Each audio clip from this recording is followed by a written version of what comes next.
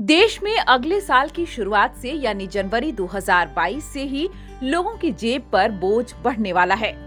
आम आदमी को अगले महीने यानी 1 जनवरी 2022 से कई चीजों पर बढ़ने वाले टैक्स का सामना करना पड़ेगा। कपड़े और जूते चप्पल खरीदने से लेकर ऑनलाइन खाना मंगवाना काफी महंगा पड़ने वाला है। दरअसल 1 जनवरी से रेडीमेड गारमेंट्स पर जीएसटी की दर 5% से बढ़कर 12% हो जाएगी। इससे रेडीमेड गारमेंट्स की कीमतें बढ़ेंगी। कपड़ा व्यापारियों का कहना है कि जीएसटी में इजाफा होने से रिटेल कारोबार बुरी तरह से प्रभावित होगा।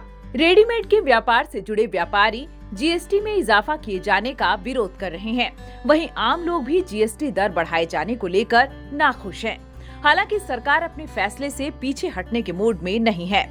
ऐसे में नए साल से रेडीमेड गारमेंट्स खरीदने के लिए ग्राहकों को अधिक पैसे चुकाने पड़ जाएंगे। इस टैक्स स्लैब में नया बदलाव 1 जनवरी 2022 से लागू हो जाएगा। गौरतलब है कि अब तक 1000 रूपए तक कीमत वाले जूते चप्पल 5% जीएसटी दायरे में आते हैं, लेकिन इसमें लगने वाली तली, चिपकाने वाली सामग्री, कलर आदि पर 18% टैक्स लगता है, जिस कारण इनवर्स टैक्स स्ट्रक्चर लागू होता है।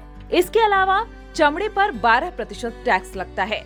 इससे इनपुट टैक्स क्रेडिट लेना होता है और सरकार को रिफंड जारी करना पड़ता है। जूते चप्पल के मामले में सरकार को सालाना करीब 2000 करोड़ रुपए रिफंड देना पड़ता है। दरअसल जूते चप्पलों, कपड़ों और फर्टिलाइजर पर शुल्क ढांचे में बदलाव पिछले साल जून में ही किया जाना था, लेकिन कोरोना महामारी की वजह से इसे टाल दिया गया। कपड़ों और जूतों के अलावा अगर आप भी ऑनलाइन खाना मंगाने के शौकीन हैं, तो आपकी जेब पर भारी असर पड़ने वाला है, क्योंकि 1 जनवरी से online food delivery app Zomato और स्विगी से खाना ऑर्डर करने पर कंपनियों को टैक्स का भी भुगतान करना पड़ेगा। क्योंकि 1 जनवरी से online food delivery app Zomato और स्विगी से खाना ऑर्डर करने पर कंपनियों को टैक्स का भी भुगतान करना होगा।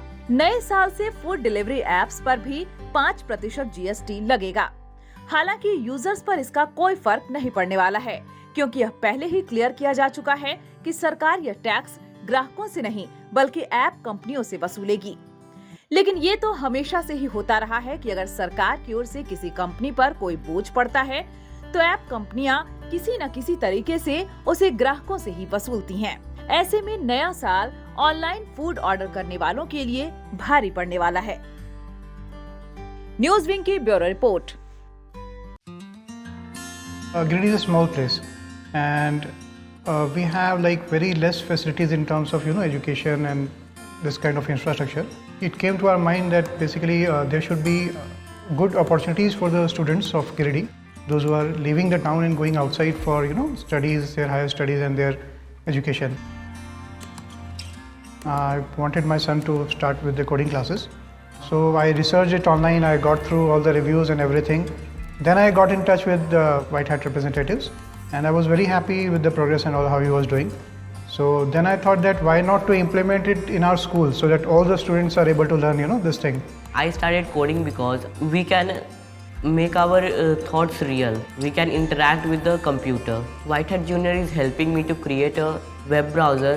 And I think on this part, White Hat is actually leading on this coding platform. It is definitely a very good platform and one should implement in every school.